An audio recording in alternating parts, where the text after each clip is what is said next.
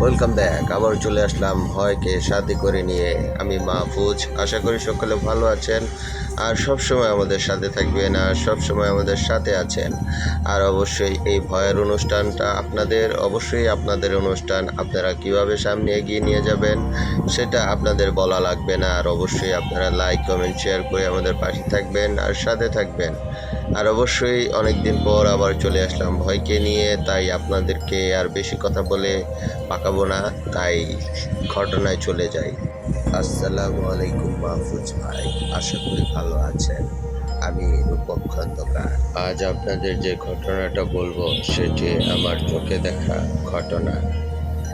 পেশায় আমি একজন গোয়ালে। আমার 20 থেকে 25টি গরু আছে, যেটা থেকে আমি প্রতিদিন 1 থেকে 1.5 মণ দুধ পাই। আর বাজারে আমার একটি দোকান ধরা আছে, সেখানে আমি প্রতিদিন দুধ দিয়ে আসি। আর আমার দুধ দেওয়ার সময় থাকে প্রতিদিন সন্ধ্যা 6টার আগে আমার দুধ দিয়ে আসতে হয়। আর যেদিনকার ঘটনা, সেদিন আমার যেতে যেতে রাত 8টা বেজে যায়। তখন আমি গিয়ে দেখি লোকটি বসে বসে মিষ্টি বানাচ্ছে। তখন আমি তাকে বলি, ভাই আজকে তো আমার অনেক দেরি হয়ে গেল। তখন লোকটি আমাকে বলে, ভাই দেরি করে ফেলেছেন, সমস্যা নাই, আপনি রেখে যান। তখন আমি দেখতে পাই আমার মতো আরো অনেকেই দুধ দিয়ে গেছে। কমসে কম সেখানে 10 থেকে 15 মণ দুধ হবে। আর দোকানে এত মিষ্টি তৈরি করা আছে যে ওখানে আরো 20 মণ মিষ্টির মতো হবে। তখন আমি লোকটিকে জিজ্ঞাসা করি, কি ভাই বড় অর্ডার পেয়েছেন নাকি, না কোনো বিবাহ শাদীর অনুষ্ঠানের অর্ডার পেয়েছেন? তখন লোকটি হেসে বলল, না ভাই, আমার প্রতিদিনই এতগুলো মিষ্টি লাগে। তখন আমি বলি, ভাই প্রতিদিন এত মিষ্টি কে নেয়? তখন লোকটি আমার দিকে তাকিয়ে একটি মুচকি হাসি দেয় আর আমাকে বলে যে, আপনি দেখতে চান মিষ্টিগুলো কোথায় যায়? তখন আমি লোকটিকে কৌতূহলের সুরে বলি, কি ভাই, মিষ্টি কি পাখা গজায় নাকি যে উড়ে উড়ে চলে যায়? তখন লোকটি বলে, একটু বসেন, দেখতে পাবেন। তখন আমি একটু বসতেই দেখতে পাই একটি লম্বা জুব্বাওয়ালা একজন হুজুর আসলো। তখন সে এসে বলল, ভাই আমাকে মিষ্টি দেন। তখন লোকটি আমার দিকে তাকিয়ে একটু মুচকি হাসি দিয়ে সেই লোকটিকে এক গোল ভর্তি মিষ্টি দিয়ে আসে।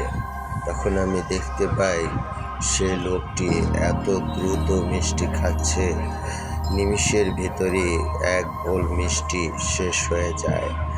এমন করে সে লোকটি 3 থেকে 4 বোল মিষ্টি খেয়ে চলে যায়।